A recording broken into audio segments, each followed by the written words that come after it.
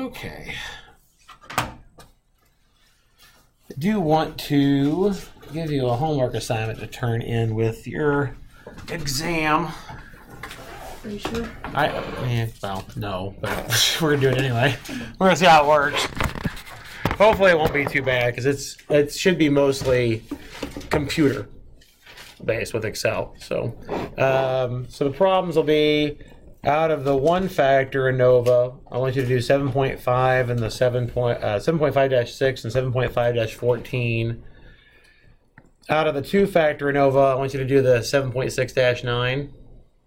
And then the stuff that we're doing now with the regression, we're going to talk about doing the least squares regression and doing hypothesis testing on whether or not the slope is significant. We're going to talk about that today. So this is, the problem that we need to do there is 6.7-2, and it corresponds with 7.7-2. Literally, 6.7-2 is find the least squares regression line. 7.7-2 says test whether or not the hypothesis, the slope is actually non-zero. Okay, and then the same idea, I want you to do 6.7-11, and that corresponds to 7.7-4.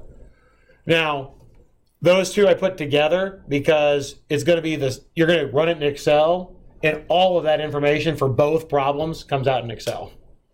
Okay, so you don't have to do multiple things. So even though it looks like there's 7 problems, there's really 5. And all of it will be on Excel.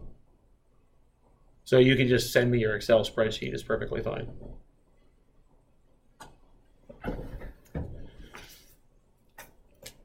And if you know what you're doing with these different things, my guess is the longest thing it'll take is typing in the data. So, because we've already seen that running the ANOVAs just doesn't take that long to do. So. You do need to make sure you do your interpretation correctly, but you can type that in an Excel cell. You literally just type it in the same worksheet. That's fine. Okay, so back to what we were doing last time. We got to the point where we were trying to find the maximum likelihood estimates for your slope and the Y-intercept counterpart for your least squares line. It's not quite your Y-intercept because we did the shift to make the computations better. We had the alpha plus beta times x minus x, x of I minus x bar, right? So we were at the point where we had negative natural log of the likelihood function on alpha, beta, and sigma squared is n over 2 natural log of 2 pi sigma squared, and then it was, or I don't think I had the negative there. The book has it moved to the other side. It was minuses, right? Mm-hmm. This is just moving the minus to the other side. And then it's plus the sum I equals 1 to n of y sub I minus alpha minus, I had it slightly different on the board last time, I know. This would just be moving your negative to the other side. All right. So remember again that we're trying to maximize what's inside the log function here. We're trying to maximize the likelihood function for the alpha and the beta. Trying to make it a maximum likelihood estimators, right? So we're trying to maximize that function. When you take the natural log is an increasing function. So maximizing the natural log function would maximize the likelihood function. If I've got a negative on the outside now, or last time we were talking about both of them had negatives in front. If I have a negative now, I change it to a decreasing function. So this will be maximized then, basically when we're minimizing the negative, correct? Now this doesn't have any alphas or betas in it. This is just, as far as alpha and beta is concerned, this is a constant. So that's going to have nothing to do with maximizing or minimizing, right? But if I want to minimize the decreasing function now or minimize the negative, I need to minimize, and this is a constant as well, I need to minimize this part, the sum part, right? So I need to minimize this sum of squares, or make the sum of squares the least it can possibly be. That's why we call it least squares. Okay. But notice it's talking about being a minimum now, rather than a maximum. But for this entire, to do the maximum likelihood function now, or excuse me, to find the maximum likelihood estimate now for this, turns into just making this as small as possible. Right? So when I'm doing the minimum now, I just need to concentrate on that part of the fraction. I don't need to worry about the rest of it. The rest of it's all constants, right? If I minimize just this expression, I've minimized the function. Because sigma is not changing. And n doesn't change throughout the course of the problem. Okay? All right, so let's. The book calls it h. So let's let h of alpha beta be that sum.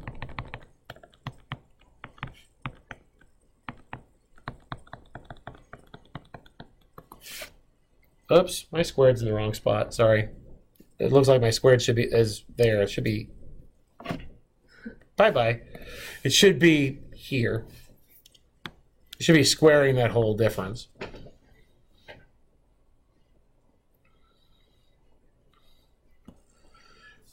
H is the thing I need to minimize. So need to minimize it with respect to two variables. So I need to take the partials with respect to each variable and find out when they're simultaneously 0. Right? So I need to take the partial of h with respect to a, and I need to take the partial of h with respect to b, or I'm sorry, not with respect to a, with respect to alpha and beta.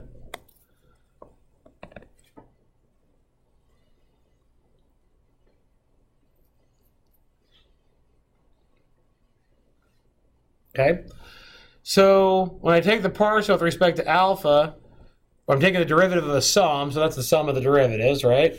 We'll need to bring the 2 down in front, decrease the power by 1, so that's easy. And then the derivative of the inside is just -1, right? Do you agree with that? Right? Because I'm taking the derivative with respect to alpha. So we'll get -2 sum I equals 1 to n, y sub I minus alpha minus beta xi minus x bar, and that's it, right?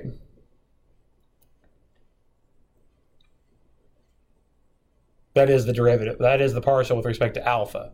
Do you agree? How does that change when we do the partial with respect to beta?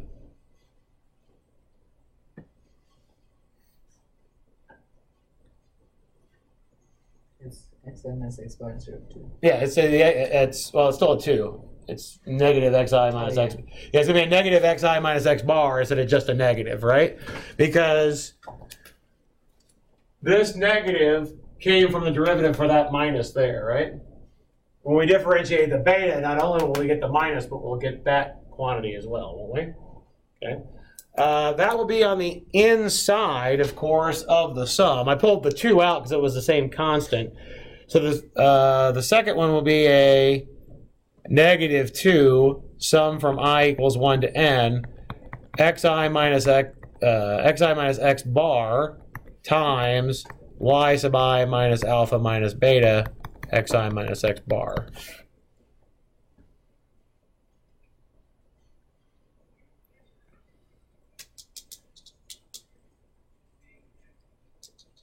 We agree with that? All right. Remember again, now we want to set these, or find when they're simultaneously 0, right? So we're going to set each of these equal to 0. So right away, we could divide both sides by -2, and the -2 is not going to matter, right?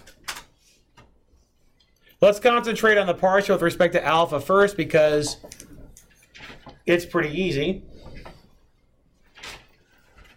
This has an I in it. Oops, pointing at the wrong one. This has an I in it, so there's not a lot I can do to simplify it, right? But if I take the sum of the alphas, that's just going to be n times alpha, right? When we do the sum of these, however, these are the sums of the deviations, right? What happens when you add up all the deviations? If I take the sum of all the deviations of the x's from its mean, what do you get every single time, no matter what? You get 0, right? That's why we can't. That's why we have to square things when we do the variance, right? If you just try to do the sum of the deviations, you always get 0. Okay? So this part is 0. Okay? So the only thing we're going to get when we distribute that through is we'll get. So for the partial with respect to alpha, we get the sum of the y sub i's minus n times alpha has to be 0. Right? Because we're just going to add a bunch of alphas together. That's where the n times alpha comes from. And the last part with the beta was the sum of, you would factor out the beta and have the sum of the deviations, which is 0. So if we still have that for alpha now, we would get 1 over n, the sum from I equals 1 to n of the y sub i's, or another name for that is just the mean, right?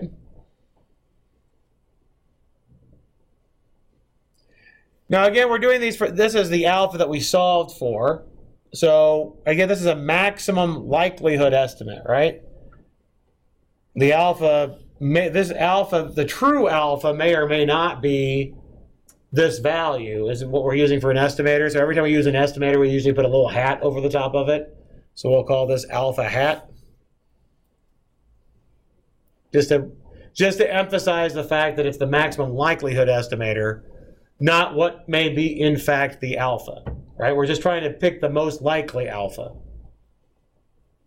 We've talked about that before with maximum likelihood estimators. Okay? All right.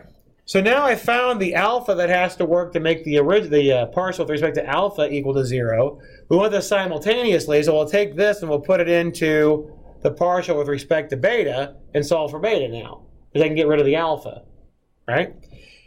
Again, for beta, I can divide both sides by that -2. I don't need to worry about it, right? When we put this in, we'll have, so we're going to sub this in, substituting in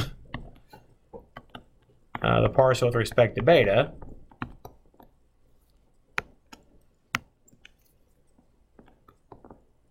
We get what? We had the sum from I equals 1 to n. We had that x sub I minus x bar. And that was times y sub I minus, now it's going to be y bar, right? And then minus beta times x sub I minus x bar. That needs to be equal to 0, right?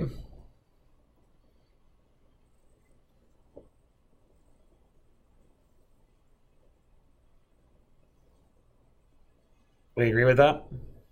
Okay.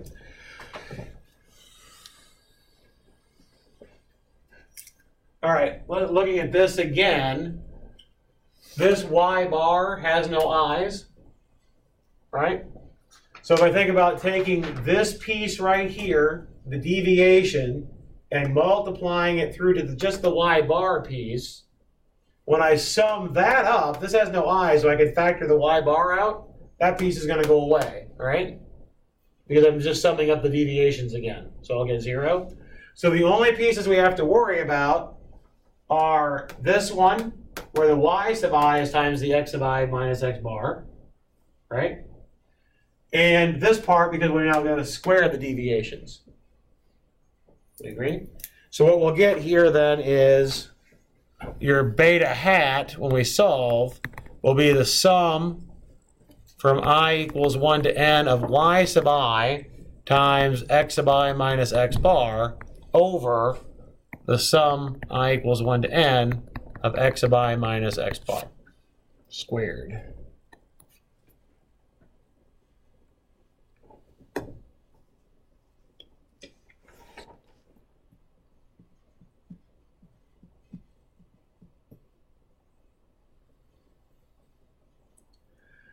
So now this gives you a method for being able to figure out your alpha and your beta for your least squares line. Now again, these are the formulas. We're going to use this to help talk about what the distribution of each of these is going to be, because again, if we're going to do any type of confidence intervals or hypothesis testing, we need to know what kind of distribution these particular constants have, right? I'm not going to make you obviously compute these from those things, okay?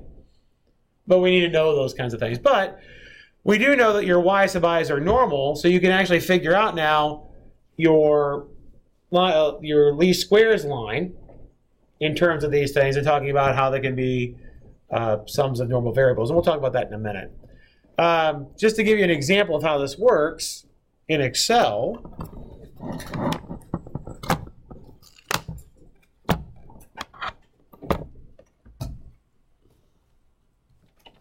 let's just look at problem 6.7-1.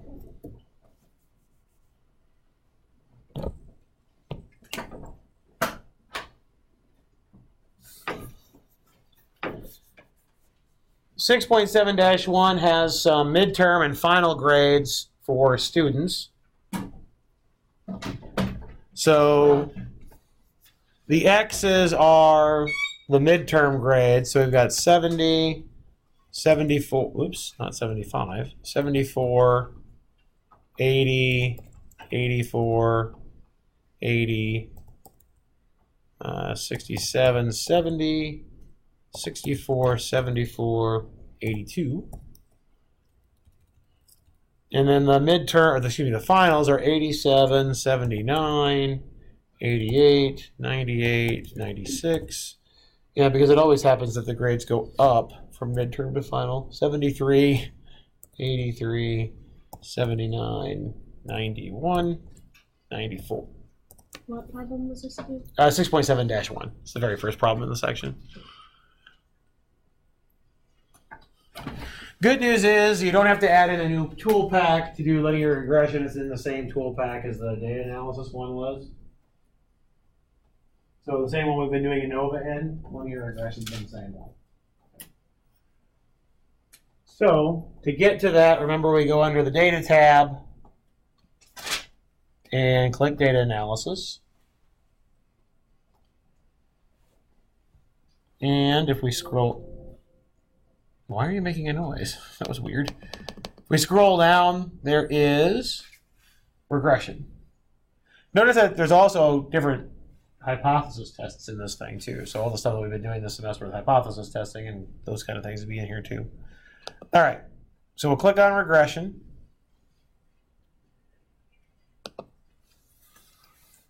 And this should be the box that you see when you click on regression.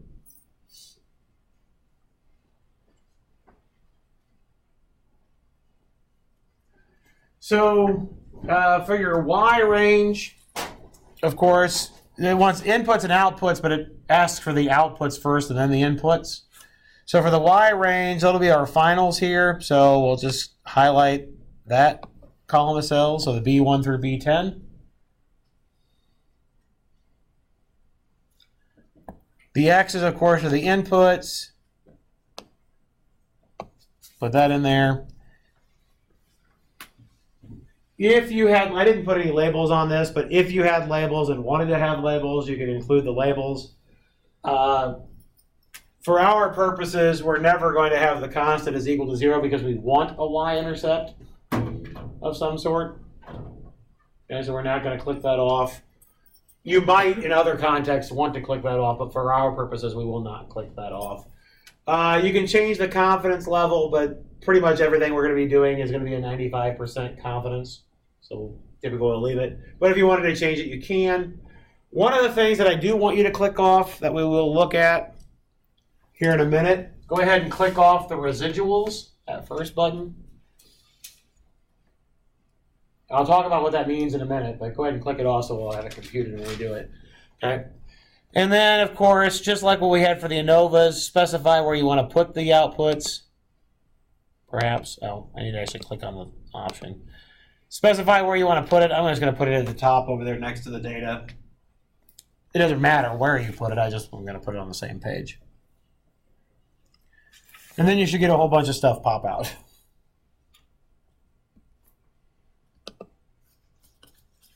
Okay. The residuals are at the bottom, and again, I'll tell you what we want to do with the residuals here in a minute, and what the residuals are, and then what we want to do with them here in a minute. There's a lot of stuff that came out of this. This is the square of your correlation between the two. If you were doing sample correlation. There's an ANOVA that's going on as well between the two data sets if you want to do an ANOVA analysis as well. This is the part that we want, the first part that we want. It's right here. Now, this last piece, the 1.0156, that is your beta. Okay? This is not the alpha. This is the alpha 1 that we talked about, actually being the honest-to-goodness Y-intercept. Remember, our alpha was we had alpha plus beta times xi minus x bar, right? We did the shift. Okay, so this is actually what you would get if you combined like terms, essentially. Actually gives you the honest-to-goodness one. So if you wanted what you would read out of this for your least squares line would be the y is equal to 11.1317 plus 1.01657 x. That would be your least squares line in this case.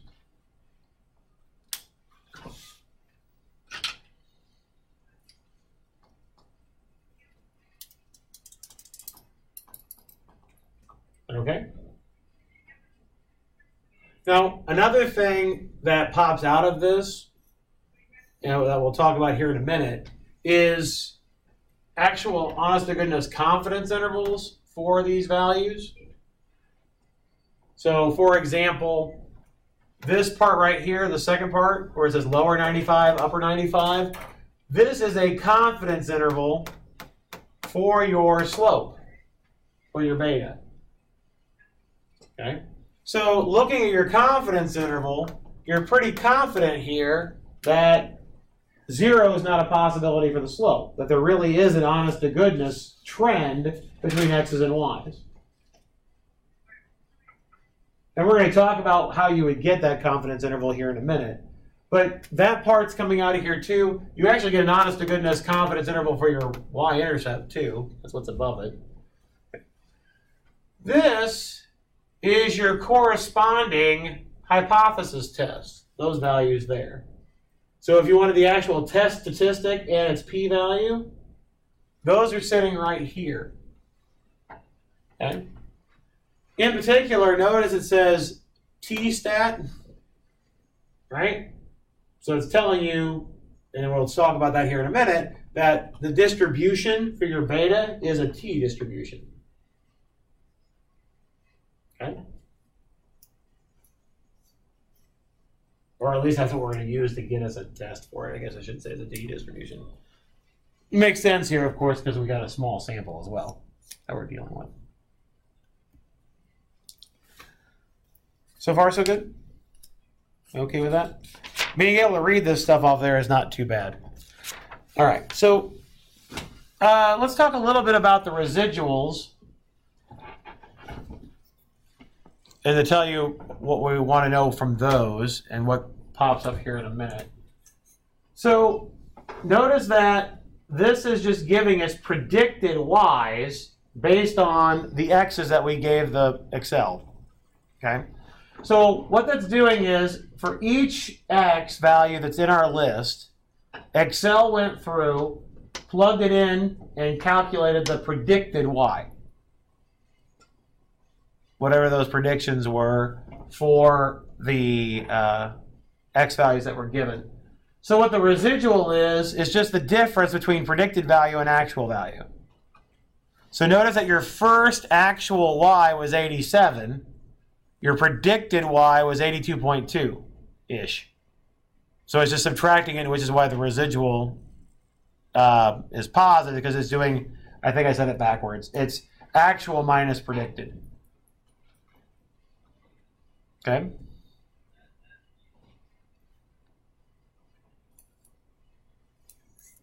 So notice as it was low, the residual was positive.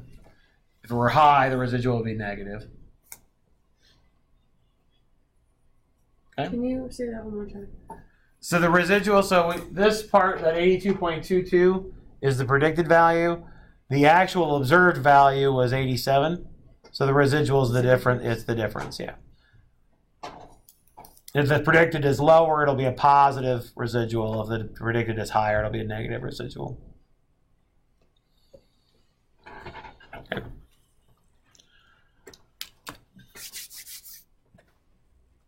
Now, much like anything else, if we're thinking about these as being deviations, what do you anticipate the sum of these things should be? Yeah, which there's some rounding error. That's why it's times 10 to the negative 14th. Some rounding error in there, but yeah, it should be 0 when you do the sums of your residuals. Because those are deviations, right? What we're getting from the least squares line is a mean idea, right? What the line of best fit should be a mean of those kind of things. So we're doing y sub I minus y bar. It should be giving us a mean. So we should be getting 0 when we do the deviations. And again, why it's not exactly 0 here is because, of course, we're doing rounding errors. What do we get if we square the residual? That's a good question. That's what we're going to do here in a second. All right. We okay with that? All right. So what do we get when we square the residuals? That's a very good question. Why is this not moved? There, now it moved. Good. Great. All right. So what happens? What do you get with the residuals idea? So let's go back to our likelihood function again. Remember the negative of our log of our likelihood was in terms of alpha, beta, and sigma squared. We had the log of, or was it, what was it? N over 2 log of 2 sigma squared. I'm going to make sure I write down the right thing. I don't want to mess it up. 2 pi sigma squared, thank you. And then plus the sum of our y sub I minus alpha minus beta, x sub I minus x bar, whole thing squared over 2 sigma squared. Instead of wanting a maximum likelihood estimate for alpha or beta, let's say we want to do a maximum likelihood estimate for the sigma squared instead. Just for the sigma squared. In the previous one, we were treating sigma squared like it was a constant, figured out the alpha and the beta. That gave us a maximum likelihood. But let's say we wanted a maximum likelihood for sigma squared. So if we differentiate this, let's take the derivative with respect to sigma squared.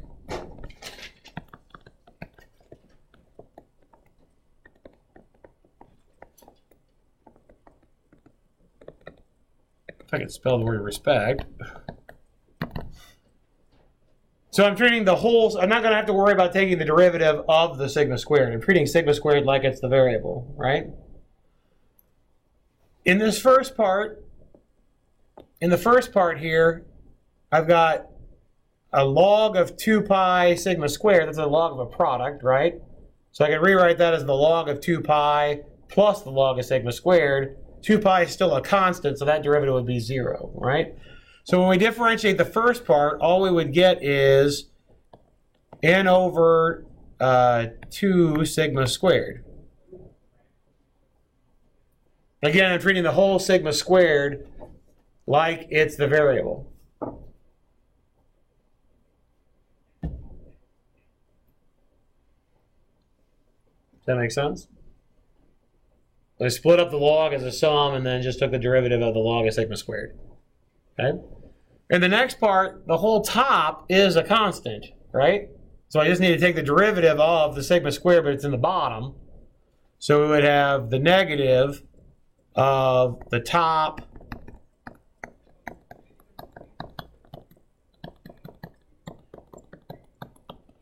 over 2 times sigma squared squared.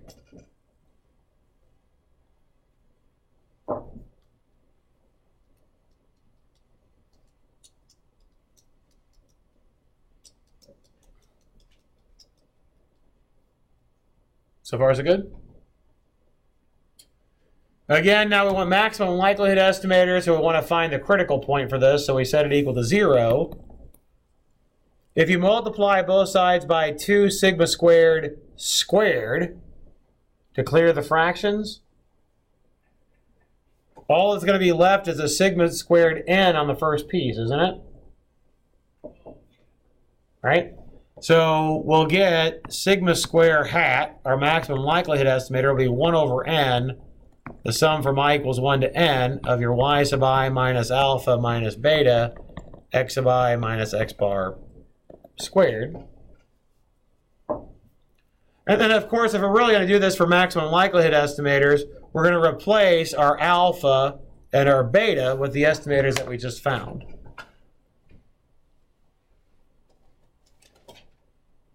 So now to answer Nawaj's question, what do you get when you square the residuals?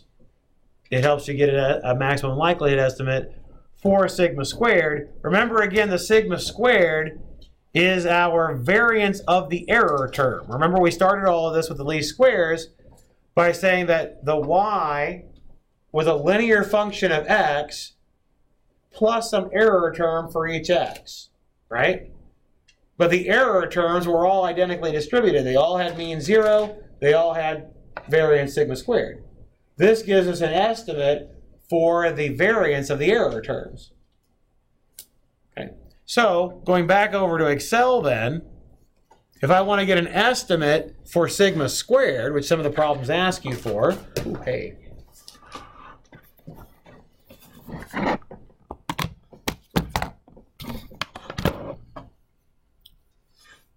Oops, there it is. Instead of doing the sum, like I did here to get 0, to get an estimate for your variance, I would do the sum of the squares, which sum SQ will give you the sum of the squares, so I don't have to actually square each one and then sum it up. There's enough. Obviously, someone decided to write a function for it because there's enough times where you want to do the sum of the squares that you might as well just have a single function for it. And then, of course, I want to take the average of that, or divide it by how many there are. I could literally type in 10, but if you use the count function in Excel, it should just make sure it's right. The count's right. Oh, yeah. If I use the count function, it just counts up how many things have numbers in them. So I'm just going to count how many there are rather than having to retype it every time. I wouldn't have to count it myself. Excel will count it. And there's an estimate for your sigma squared.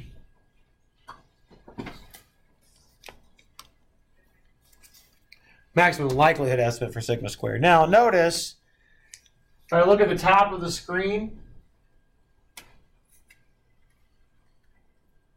I could have got it here. Notice that if I multiply this back by 10, I get that number, don't I? So here, right here is the sum of the squares of your residuals. Now remember, we're doing maximum likelihood estimate for this, which is why we have the 1 over n. Remember, sometimes the maximum likelihood estimate doesn't always agree with unbiased estimate, right? So this part, this 22.49, should be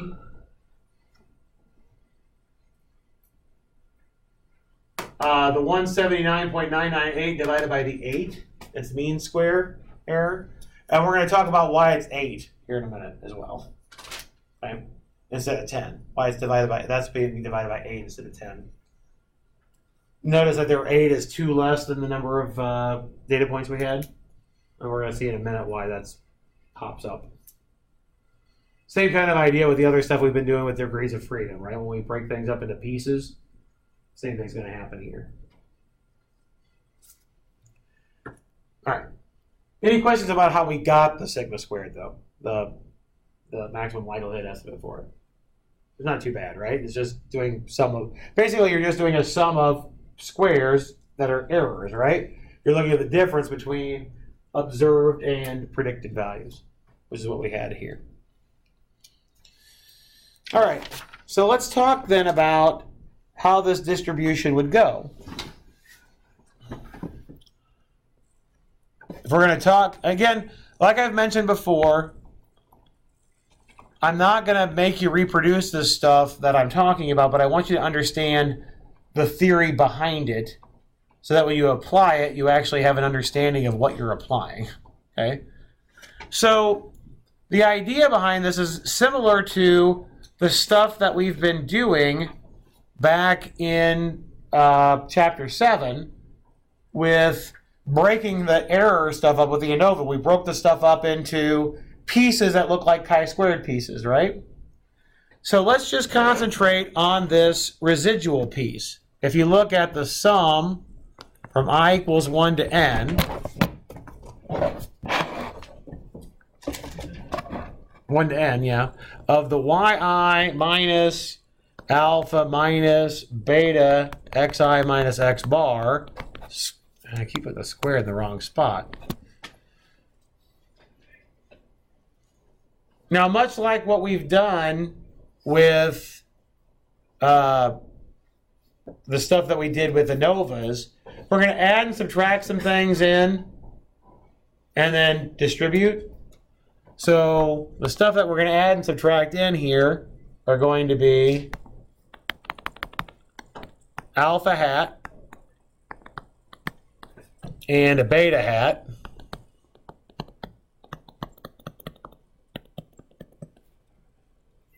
And then regroup some stuff.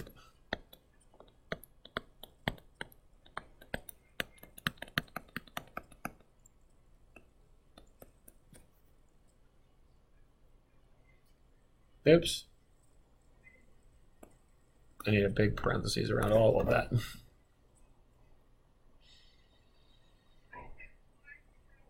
All right, so you can see the adding and the subtracting of the alphas hats. You can see the adding and subtracting of the beta hats.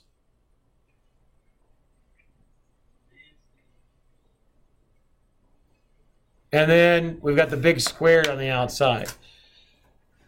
If you really, really want to play with the algebra, you can show that when you square this out, the middle terms all go to zero. The cross terms all go to 0. We've shown that a couple of times for a couple of different distributions. But if you square this out and do the multiplications, the cross terms all end up canceling each other out. The only thing you're going to be left with is literally the sum of the squares. Everything else on the middle will cancel to 0. Basically, you're going to rewrite things in terms of sums of deviations, and the sums of the deviations all go away. Okay? So when you square this out, you only have to square the individual pieces. Everything else gets killed when you sum it up. This has no i's, right? The first term has no i's, so we'll have n times that piece, right? I can factor this part out, so when we rewrite that, we get n times alpha hat minus alpha squared plus a beta hat minus beta squared, sum of the deviations squared, and then the sum of the squares of your residuals, y sub I minus alpha hat minus beta hat, x sub I minus x bar squared.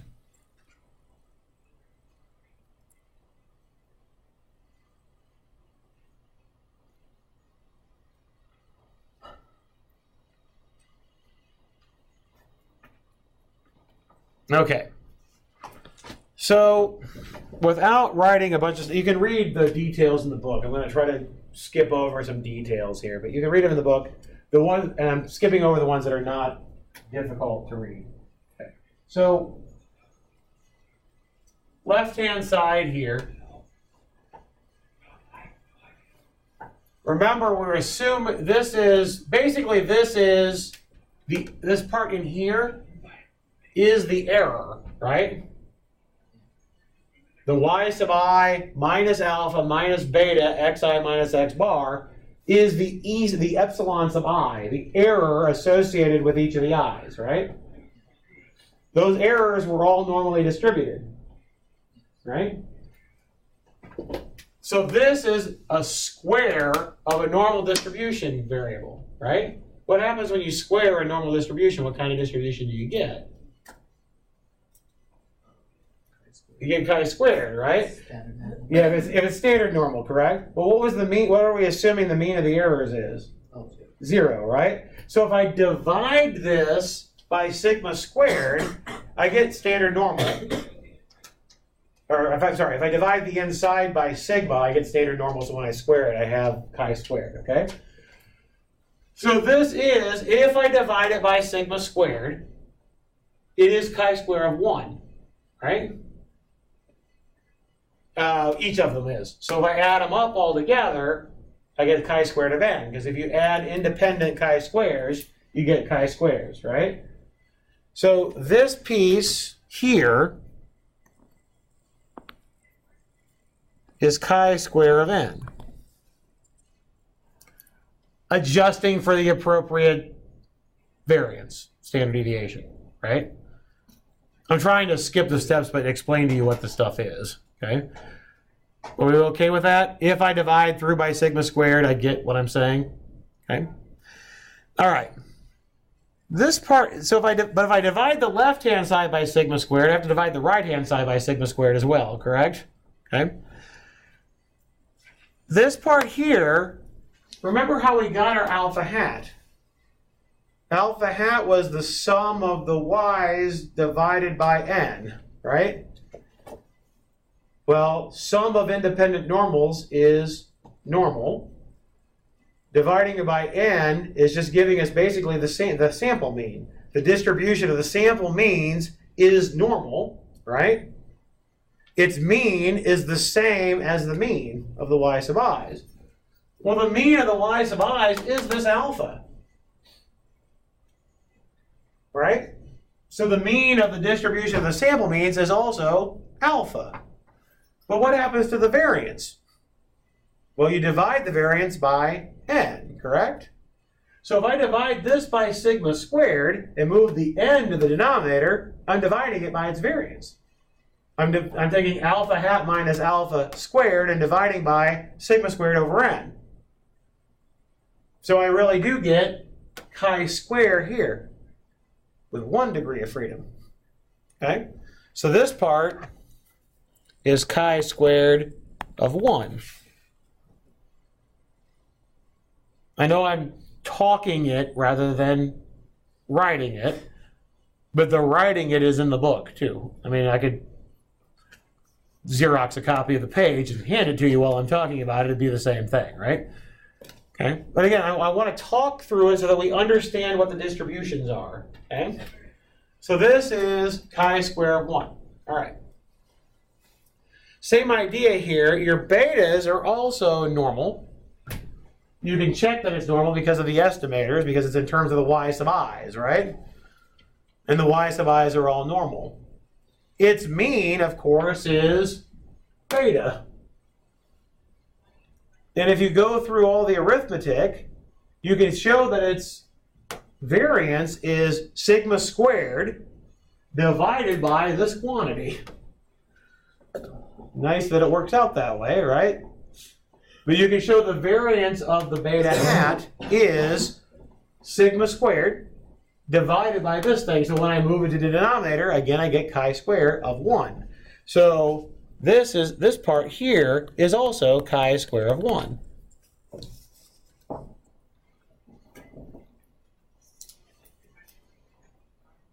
Okay. So now for the final piece, this is n times sigma hat squared, right? And remember, we're thinking about dividing through by sigma squared. Now, this is the same argument that we've made for other distributions. Every other piece is chi-square. And this last part is the square of something. And it's a quadratic form. We mentioned that before. It's a quadratic form. So if everything else is a quadratic form, this is a quadratic form, everything else is chi-square, what's this last piece have to be? chi-squared, and it also has to fill in the remaining degrees of freedom. How many degrees of freedom are left? N minus 2. Good. So this is chi-square of n minus 2. So going back over to Excel again, just quickly, that's why this says residual has degrees of freedom 8. There were 10 points. You lose 2 degrees of freedom. Which kind of makes sense. One of your degrees of freedom is taken up by the x's, and one of the degrees of freedom is taken up by the y's. You lose 2 of them for the residuals. That's where that 8 comes from. And again, if you check, if you take that 179.998 and divide it by 8, you get that mean square error over there. Now again, that's the mean square error using your degrees of freedom. That's not the maximum likelihood estimator, which you'd actually have to divide by the total. Divide by 10. Does that make sense? Cool. All right, so now I know that, just as one final thing, and to talk about the beta, why is this thing not, I keep scrolling, it doesn't scroll. I touch it with the pen and then it jumps. Stupid. Technology has not been my friend the last couple of days. All right. So one last thing to talk about then, how you would do a hypothesis test or confidence intervals and those kinds of things with the betas. The beta is normal. So if I subtract its mean and divide by its standard deviation, I get standard normal, right? Right? And then divide by a chi-squared piece, that gives us a t, right? So if you do, I'll call it t, if you do square root of that sum of the deviations, and I'm going to eliminate the index, and then do your beta hat minus beta over sigma, and then over your chi-square divided by your degrees of freedom,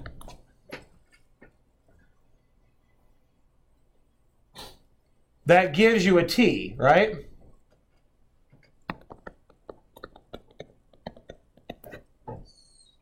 Because I've got standard normal divided by chi-squared divided by its degrees of freedom. That is a t, right? We agree? Okay. Notice that if you simplify, the sigmas will cancel.